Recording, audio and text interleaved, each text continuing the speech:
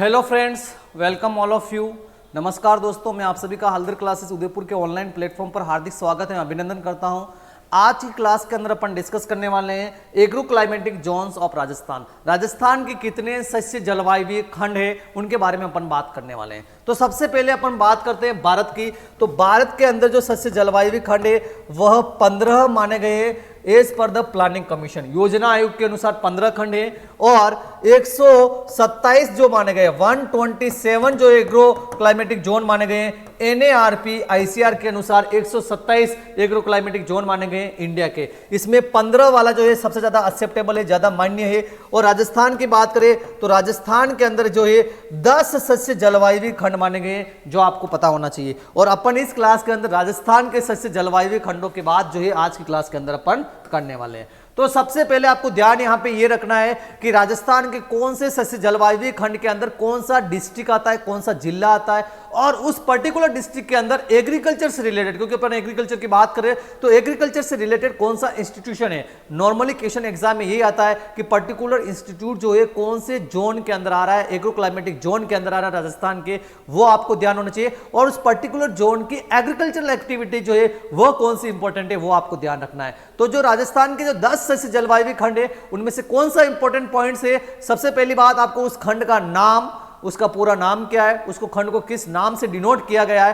तो आपको पता होना चाहिए। जो राजस्थान के जो एग्रो क्लाइमेटिक जोन्स है वह आपके जो माने गए हैं वह आपके 10 एग्रो क्लाइमेटिक जोन माने गए हैं। उनको जो डिनोटेशन जो किया गया है वो इस प्रकार से किया गया है, that is the first first first C, then the second second ba, then the third and third ba, then fourth and fourth ba and fifth। इस प्रकार से इनको डिनोट किया गया है। तो यानी ये पहला खंड हुआ, ये आपका दूसरा, देन ये आपका तीसरा, देन चौथा, देन पांचवा, देन छठा, देन सातवां, देन आठवां, देन नौवां एंड देन 10वां।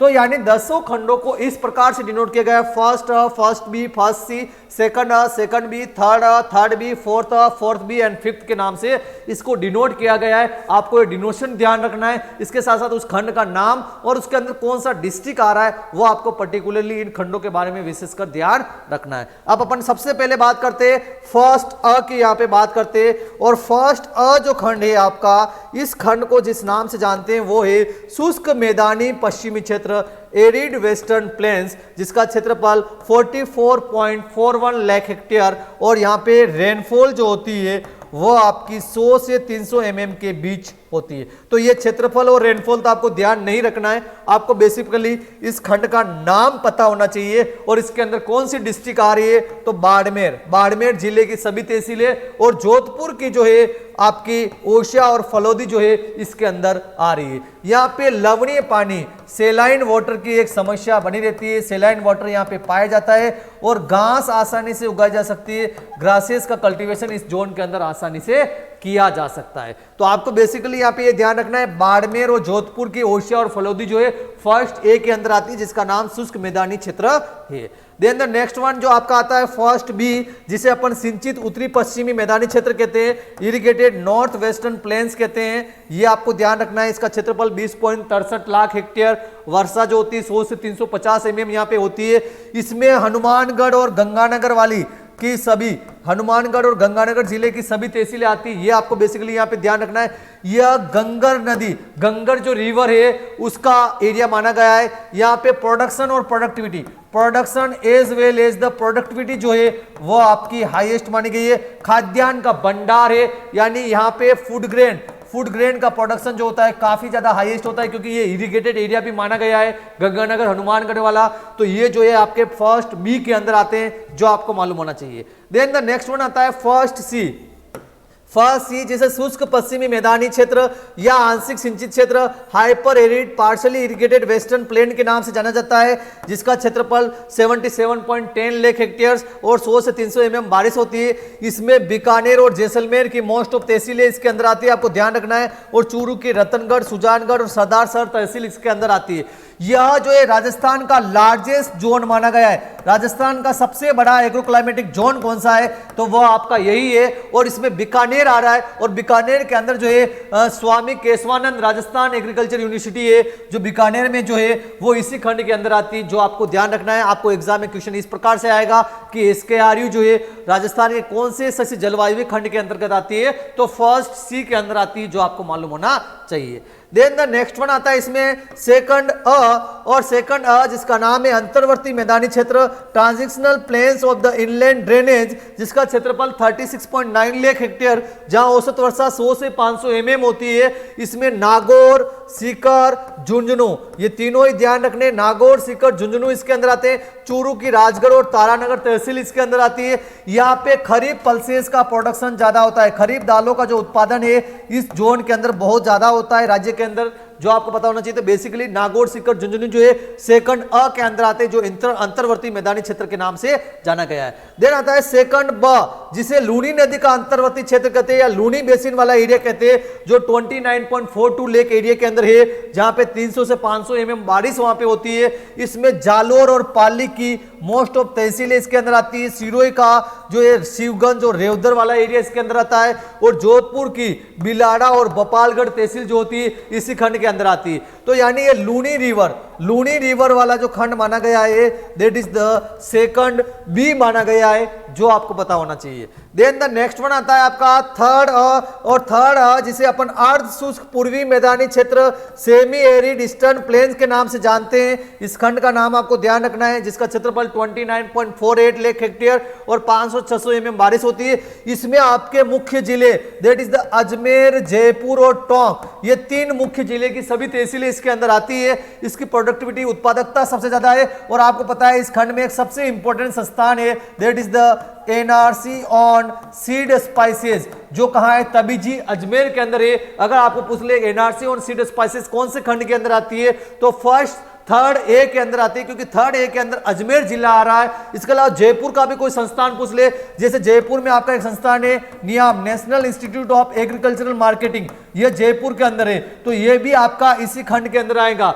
जो आपको पता होना चाहिए। इसके अलावा टोंक का कोई संस्थान पूछ ले तो वो भी आपका इसी खंड के अंदर आएगा, जो आपको मालूम होना चाहिए। Then the next one third B, बाढ़ संभाव्य पूर्वी मैदानी क्षेत्र, फ्लड प्रोन ईस्टर्न प्लेन, जिसका जो एरिया है वह लगभग 23.63 लाख हेक्टेयर, जहां पे बारिश 500 से 650 mm होती है। इसमें अलवर, भरतपुर, धौलपुर का एरिया पूरा आता है, ये आपको ध्यान रखना है। दौसा की महुआ तहसील आती है, करौली की सपोटरा, नादौती, टोडा भीम आती है, हिंडोन व सवाई माधोपुर की वामनवास और गंगापुर और बोली तहसील जो है इसके अंदर आती है। यहां पे जो सबसे इंपॉर्टेंट इंस्टीट्यूशन है वह है आपका DRMR, directorate of rapeseed and mustard research, जो कहा है सेवर भरतपुर में। तो ये पूछा जाता है कि ये भाई कौन से एग्रोक्लाइमेटिक जोन के अंदर आता है, तो यह थर्ड बी के अंदर आता है, जो बेसिकली आपको मालूम होना चाहिए। देन नेक्स्ट वन आता है फोर्थ अ जिसे आर्द्र दक्षिणी मैदानी क्षेत्र, अरावली पर्वतीय क्षेत्र, सब ह्यूमिड सदर्न प्लेन्स और द अरावली हिल वाला एरिया, जो 33.5 लाख हेक्टेयर के अंदर है, 500-700 mm बारिश होती है। इसमें उदयपुर की सलुम्बर और सराड़ा को छोड़ के, इसके अलावा भीलवाड़ा का मोस्ट ऑफ बाग, और प्रतापगढ़ की जो है अरनोद और दरियावाद और छोटी सादड़ी को छोड़कर शेष वाला बाग, और सिरोही के आबू रोड वाला जो बाग है, आबू रोड और पिंडवाड़ा वाला बाग जो है इस फोर्थ ए के अंदर आता है। और फोर्थ ए के अंदर जो उदयपुर आ रहा है, यानी कि यहाँ पे महाराणा प्रताप एक कृषि प्रौद्योगिकी विश्वविद्यालय जो है फोर्थ अ के अंदर आता है, जो आपको पता होना चाहिए। यहां जो है मेज जो है एक मेन क्रॉप मानी गई है, खरीफ की मेन क्रॉप मानी गई है मेज। और सबसे अधिक हाईएस्ट फॉरेस्ट जो है कौन से खंड के अंदर है, राजस्थान के। तो ये भी प्रश्न एग्जाम में आता है। तो राजस्थान में सबसे ज्यादा जो वन क्षेत्र है वह फोर्थ ए के अंदर है, ये भी यहां पे आपको ध्यान रखना है। इसमें से क्वेश्चन बन सकता है कि एमपीटी कौन से खंड के अंदर है, मेज कौन से एरिया की मेन क्रॉप है, हाईएस्ट जो है फॉरेस्ट कौन से खंड के अंदर है, तो फोर्थ ए के अंदर है, जो आपको पता होना चाहिए। देन नेक्स्ट वन आता है फोर्थ बी, जिसे अपन आर्द्र दक्षिणी मैदानी क्षेत्र, ह्यूमिड सदर्न प्लेन्स के नाम से जानते हैं, जिसका क्षेत्रफल 17.21 लाख हेक्टेयर, 600 से 700 mm बारिश वहां पे होती है। इसमें मुख्यतया आता है बांसवाड़ा और डूंगरपुर, मेनली ध्यान रखना है बांसवाड़ा डूंगरपुर। चित्तौड़ की बड़ी सालरी तहसील इसमें आती, प्रतापगढ़ की हरनौत, दरियावत और छोटी सालरी और उदयपुर की सलुम्बर सराड़ा आती।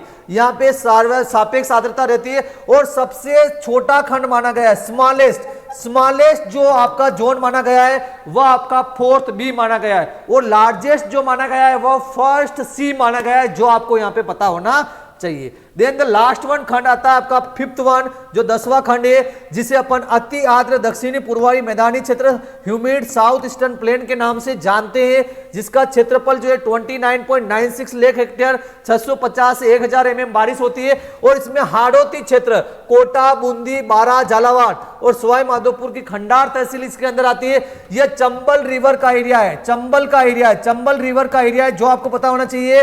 और यहाँ पे ब्लैक सोइल पाई जाती है, काली मिट्टी यहाँ पे पाई जाती है और सर्वाधिक वर्षा हाईएस्ट रेनफॉल वाला जो एरिया है वो इसी खंड के अंदर है। ये पॉइंट आपको इस खंड के बारे में ध्यान रखने कि राजस्थान का हाड़ौती वाला भाग इसमें आता है। इसमें चंबल नदी प्रवाहित होती है, जहां की मिट्टी काली मिट्टी है और जहां सर्वाधिक वर्षा होती है, जो आपसे एग्जाम के अंदर पूछी जा सकती है। तो ये हो गया आपका सबसे आखिरी खंड जो आपको मालूम होना चाहिए।